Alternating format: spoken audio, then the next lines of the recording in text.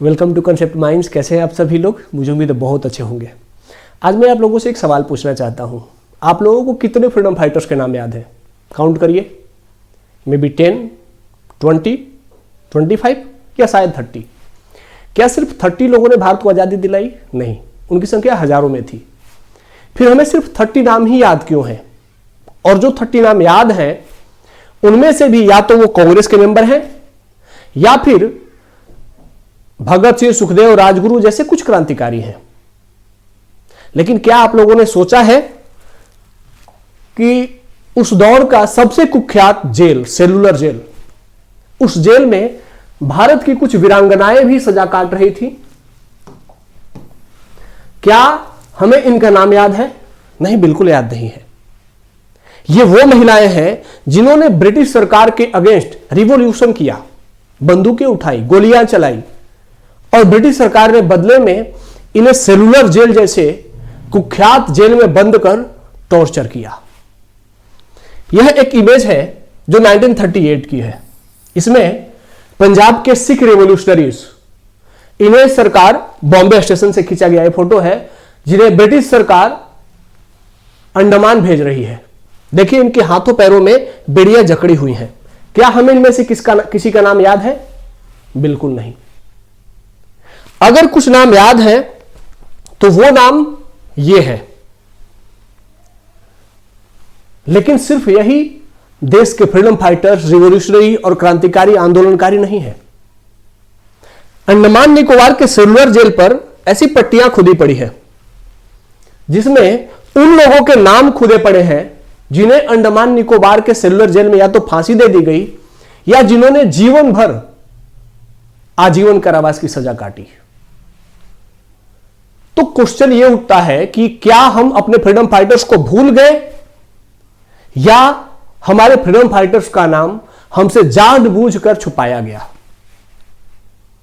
It was not an accident, it was a well planned conspiracy, जिसे या तो colonial narrative ने या पोस्ट इंडिपेंडेंस प्रेफरेंसेस ने या टेक्स्ट बुक पॉलिटिक्स ने हमसे छीन लिया।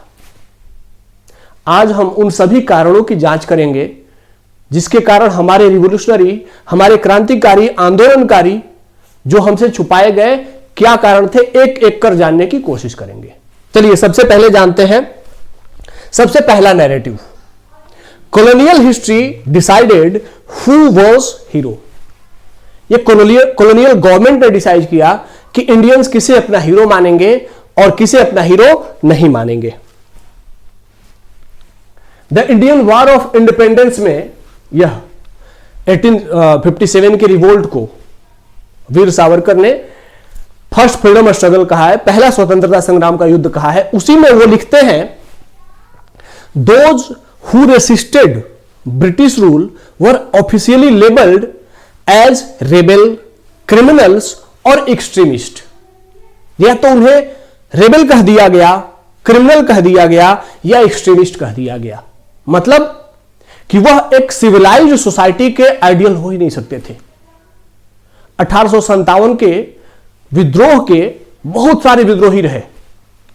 हम सिर्फ कुछ गिने चुने लीडर्स के नाम जानते हैं, लेकिन बाकी सभी का नाम नहीं जानते हैं। और यह सिर्फ 1857 तक सीमित नहीं है। सरकार ने Indian criminal tribes act introduce किया 1871 में, और इस एक्ट के थ्रू सरकार ने हमारे कुछ जनजातियों पर, कुछ सोसाइटी के सेक्शन पर एक लेवल लगा दिया, criminal by birth.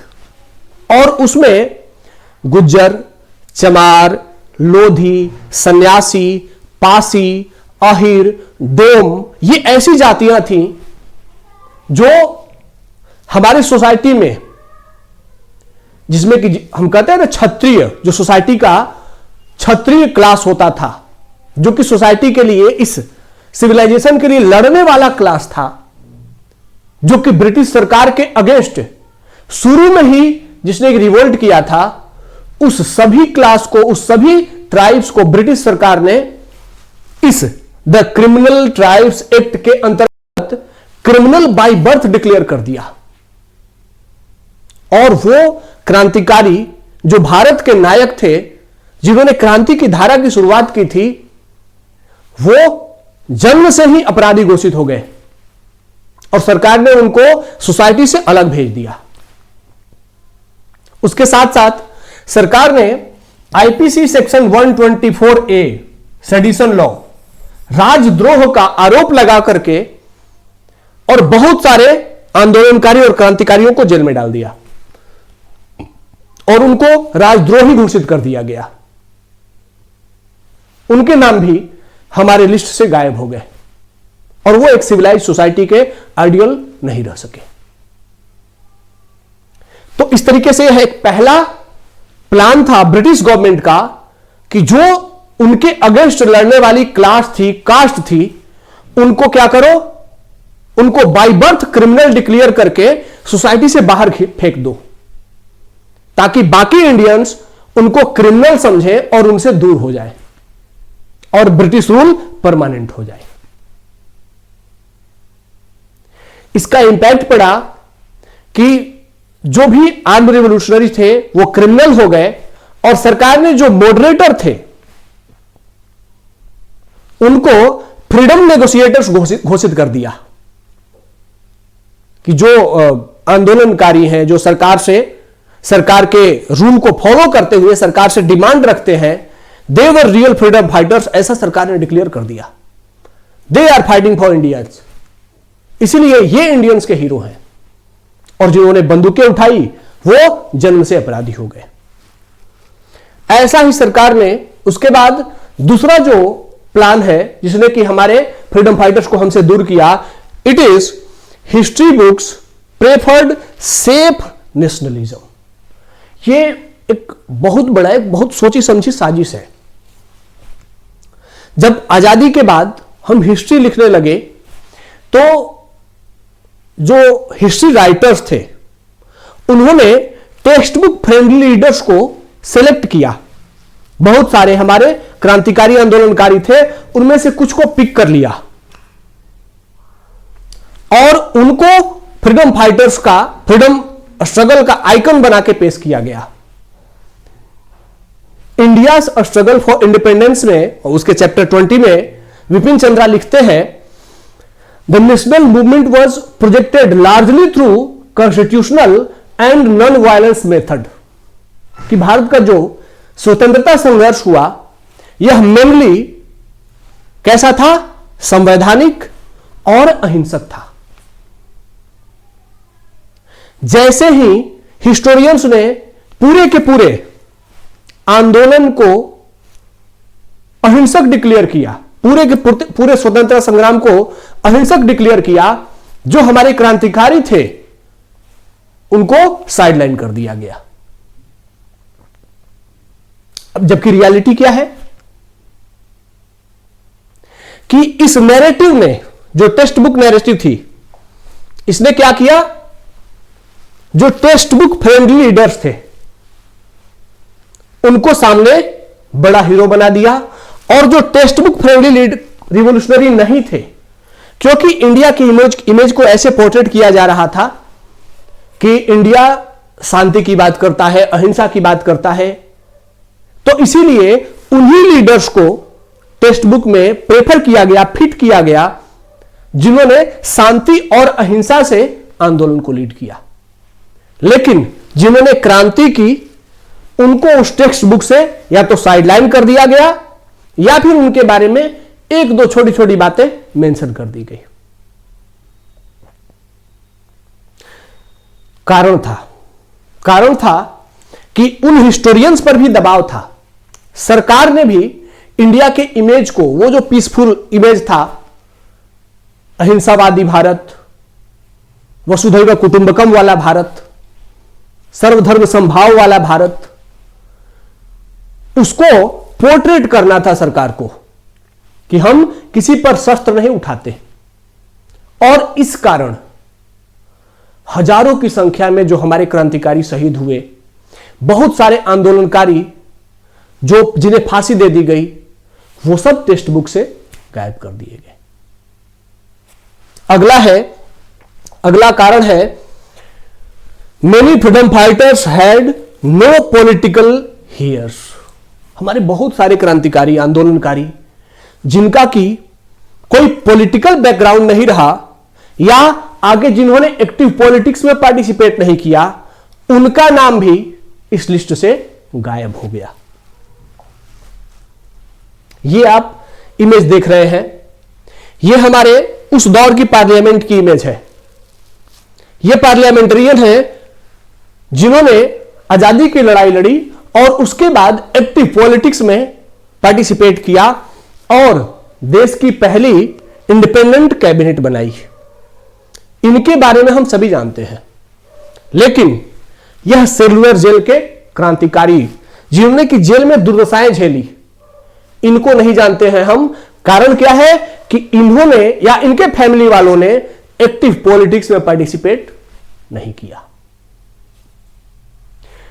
VP Menon ने, जो जिनके बारे में आप सभी जानते हैं, वीपी मेनन जब हम इंडिया को यूनाइट कर रहे थे इन 1947, 1948, तो सरदार वल्लभ भाई पटेल के सहयोगी के रूप में, सेक्रेटरी के रूप में वीपी मेनन ने काम किया था।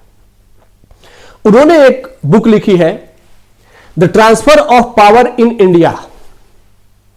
उसमें वो लिखते हैं, the leaders who entered the politics shaped the memory and revolutionaries who died young had no voice in parliament।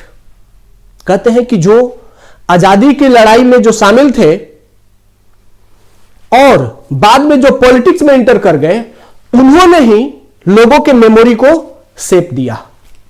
उन्होंने जिस चीज को फ्रीडम फाइटर बताया, लोगों ने उनको फ्रीडम फाइटर मान लिया। और जो रिवोल्यूशनरी, क्योंकि रिवोल्यूशनरी के सामने प्रॉब्लम्स होती थी, जब वो क्रांति करते थे, युद्ध कर रहे थे, ब्रिटिश सरकार के अगेंस्ट कोई षड्यंत्र करते थे, हथियार उठाते थे, तो उनको अपने सारे डॉक्यूमेंट्स छुपा के रखने पड़ते थे, उन्हें जला देना पड़ता था ताकि उनका कोई भी डॉक्यूमेंट्स ब्रिटिश सरकार के हाथ में ना लगे। इसीलिए उनके डॉक्यूमेंट्स हमें नहीं मिले। जो फ्रीडम फाइटर्स काफी कम उम्र में जिन्हें फांसी दे दी गई, उनकी कोई आवाज नहीं रही और पार्लियामेंट में उनका कोई प्रतिनिधि भी नहीं था। इसीलिए उनके नाम हमारे हिस्ट्री से गायब हो गए। अगला कारण है, regional heroes were never nationalised. कुछ ऐसे रीजनल हीरोज रहे हैं जिन्होंने गांधी के मूवमेंट में या फिर क्रांतिकारी गतिविधियों में अपने पूरे रीजन को लीड किया, जिनमें से कुछ के नाम आपको यहां दिख रहे हैं। अल्लूरी सीताराम राजू, आंध्र प्रदेश के रीजन में ट्राइब्स को यूनाइट किया और अंग्रेजों के खिलाफ खुल करके लोहा लिया। पेनी थेवर, ये तमिलनाडु, तमिल रीजन में थे। उसी तरीके से कनकलता बरुआ आसाम में आंदोलन को लीड कर रही थी। क्या है, मतांगिनी हाजरा, इन्होंने बंगाल में लीड किया था, लेकिन इनको कभी नेशनल हीरो बनाया ही नहीं गया। इनको सिर्फ और सिर्फ रीजनल हीरो ही बना के रखा गया। तो ऐसा क्यों था कि ये जिन्होंने कि इतना बड़ा मूवमेंट चलाया, गांधीवादी मूवमेंट में एक्टिवली पार्टिसिपेट किया, पूरे एक रीजन को लीड किया, उनका नाम टेक्स्ट बुक में नहीं रहा। तो इसका कारण, एकमात्र कारण था कि आजादी के बाद जो हमारी हिस्ट्री राइटिंग थी वो मेनली दिल्ली सेंट्रिक हो गई।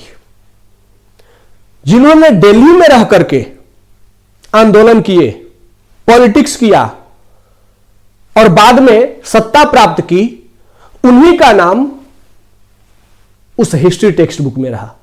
और बाकी आंदोलनकारी, क्रांतिकारी और हमारे ये क्षेत्रीय लीडर्स, जो क्षेत्रीय शब्द हालांकि कहना इनका अपमान है, हमारे राष्ट्रीय लीडर्स जिन्होंने राष्ट्रीय आंदोलन को लीड किया, इनके नाम टेक्स्ट बुक से गायब हो गए। कहीं कहीं बस रेफरेंस के तौर पर इनका नाम मिला। सिर्फ इतना ही नहीं, बल्कि सबसे बड़ा कारण था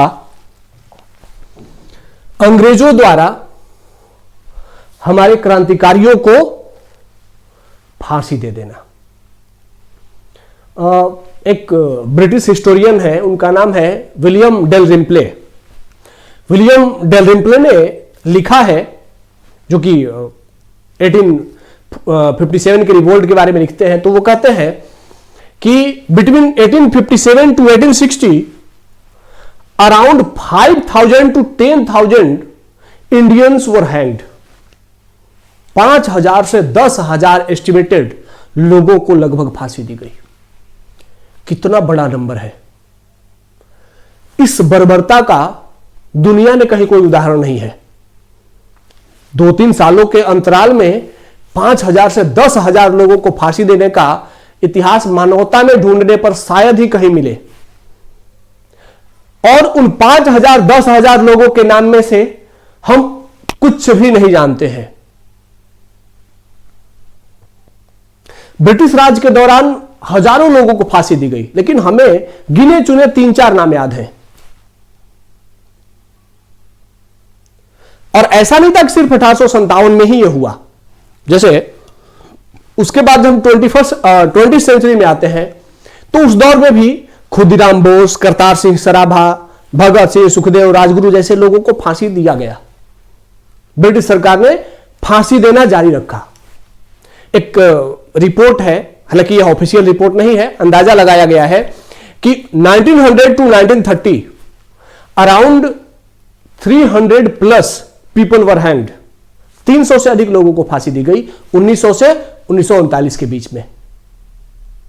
लेकिन हम गिने चुने 4 लोगों को जानते हैं। खुदीराम बोस, सुभाष चंद्र बोस, खुदीराम बोस, भगत सिंह, सुखदेव और राजगुरु। जबकि 300 से अधिक लोग, जबकि प्रिंट मीडिया था, पूरे दुनिया भर की मीडिया यहां पर एक्टिव रहती थी, और तब भी ब्रिटिश सरकार ने हमारे 300-400 लोगों को फांसी दिया, और हम उनमें से सिर्फ 4 लोगों को जानते हैं। बर्बरता की इंतहा सिर्फ यहीं तक नहीं थी। नाम भुलाने का एक और कारण यह भी था कि इनमें से बहुत सारे रेवोल्यूशनरीज को डिस्ट्रिक्ट जेल में फांसी दे दिया जाता था। जिन जिन को सेंट्रल जेल में फांसी दी गई उनके बारे में तो हम जानते हैं, 4-5 नाम हमें याद है। लेकिन देश भर के डिस्ट्रिक्ट जेल में हजारों लोगों को फांसी दे दी गई, उनका नाम हमारे लिस्ट से गायब रहा। जब क्विट इंडिया मूवमेंट शुरू हुआ, तो उस दौर में, क्विट इंडिया मूवमेंट के दौर में लगभग 1942 से 1945 तक, यह वैसा दौर था जिस दौर में ब्रिटिश इंडिया के अगेंस्ट भारतीयों ने हर तरीके से लड़ाई लड़ी। आईएनए के सैनिकों ने लड़ाई लड़ी, हम उनका नाम भी नहीं जानते।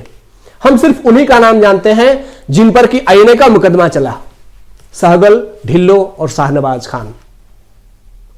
वो भी सिर्फ टेक्स्ट बुक में 2 लाइन का पन्ना। आईएनए के बाकी सिपाहियों के बारे में, उनके स्ट्रगल के बारे में, उनकी कुर्बानियों के बारे में हम नहीं जानते हैं।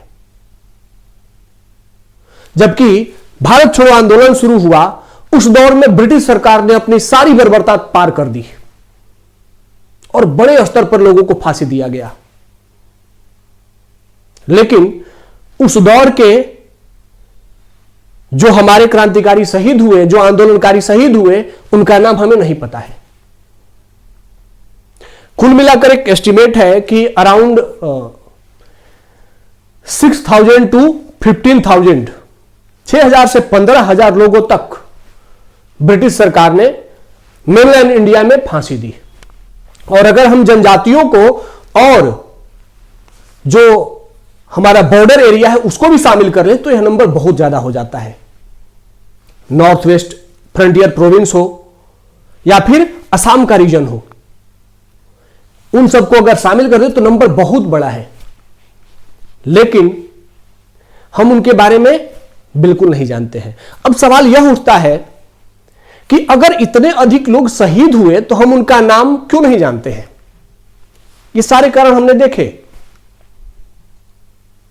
लेकिन एक सिंपल सा जवाब अगर हम ढूंढे तो वो सिंपल सा जवाब ये होगा कि रिवोल्यूशनरीज ने कोई रिटन एविडेंस नहीं छोड़ा, कोई स्पीचेज नहीं थी, उन्होंने कोई मेमोयर्स नहीं तैयार किए, तो नो वॉइस नो विजिबिलिटी, उनकी आवाज नहीं थी क्योंकि उन्हें छुप करके अपनी गतिविधियां चलानी थी, और उसी तरीके से उन्हें छुपा करके जेल में फांसी दे दी गई या अंडमान निकोबार में आजीवन कारावास दे दिया गया और वो हमारे टेक्स्ट बुक से गायब हो गए।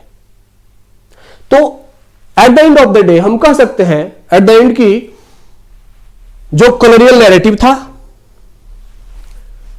इंडिपेंडेंस के बाद की सरकारों की जो प्रायोरिटीज थी कि भारत को एक सेकुलर अहिंसक इमेज लेकर के आना था, इसीलिए हमने, और बड़े मजे की बात यह है कि 15,000 लोगों को सिर्फ फांसी दी।